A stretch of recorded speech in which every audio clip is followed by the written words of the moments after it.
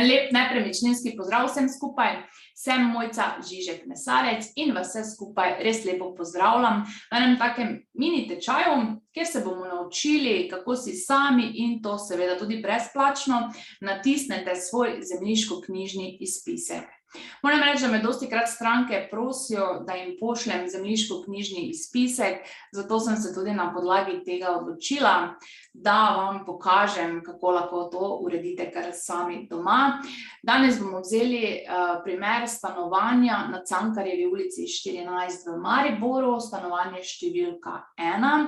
In za samo zemljiško knjigo potrebujemo številko katastrske občine, številko stavbe in številko dela stavbe. V primeru, da bi pa iskali neko določeno parcelo, pa potrebujemo številko parcele in številko katastrske občine.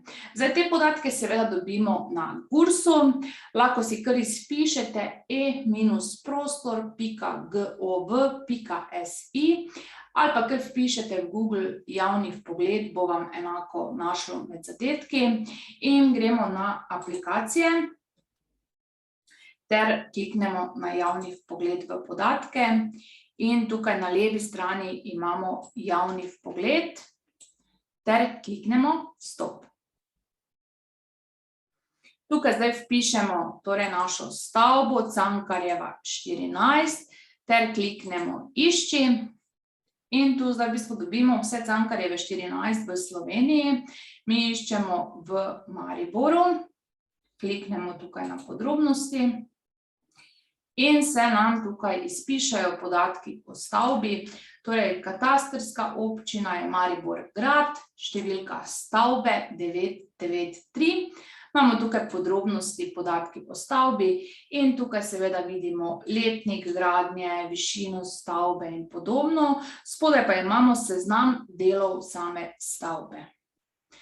Kot vidimo tukaj, ima ta stavba 17 delov, mi iščemo številko stanovanja 1, kar je številka dela stavbe tudi tukaj 1.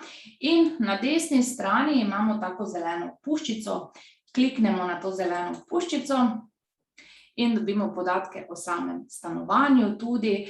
Tukaj vidimo uporabna površina dela stavbe je 74,7 in površina dela stavbe oziroma bruto površina 75,8. Tukaj imamo vpisanega tudi upravnika in seveda v katerem nadstropju samo stanovanje je. Pa najdemo tukaj tudi energetsko izkaznico. Zdaj v primeru, da je energetska izkaznica narejena, je seveda pripeta že na Gursu. Torej, podatke imamo tukaj tudi lastnika, Mestna občina Maribor. Zdaj v primeru fizičnih oseb teh podatkov ne najdete v Gursu, ampak najdete v zemljiški knjigi. Zdaj pa gremo pogledati zemljiško knjigo, podatke imamo vse, ki jih potrebujemo, torej imamo katastrsko občino, številko stavbe in številko dela stavbe. Pa pojdimo na zemljiško knjigo, torej vpišemo e-sodstvo. Lahko vpišete v Google tudi zemljiška knjiga, boste tudi dobili med rezultati, torej portal e-sodstvo. In tukaj boste dali prijavi se kot registriran uporabnik. Tu se sami preko svojega e-maila prijavite, dobili boste na e-mail eno kodo in že lahko dostopate do podatkov zemljiške knjige. Torej, prijavi se kot registriran uporabnik. In kliknemo na izvajanje e-opravil. Tukaj bom jaz dala kot nepremičninska družba, vi boste seveda dali kot fizična oseba. In tukaj kliknemo na e-ZK opravila zemljiška knjiga. In že lahko dostopamo do zemljiške knjige. Na levi strani imamo javni izpisi in objave. Kliknemo, ter seveda kliknemo na redni izpisi zemljiške knjige. Zdaj pa bomo poiskali kar to našo stanovanje. Torej, tukaj kliknemo na posamezni del stavbe, v primeru, da bi bila hiša, je seveda stavba ali pa zemljiška parcela, tu je treba izbrati, kaj točno iščemo. Torej, imamo posamezni del stavbe, katastrska občina, smo rekli Maribor. grad, številka stavbe 993 in številka posameznega dela številka 1 ter kliknemo prikaži v PDF obliki. Na levi strani že imamo zemljiškoknjižni izpisek.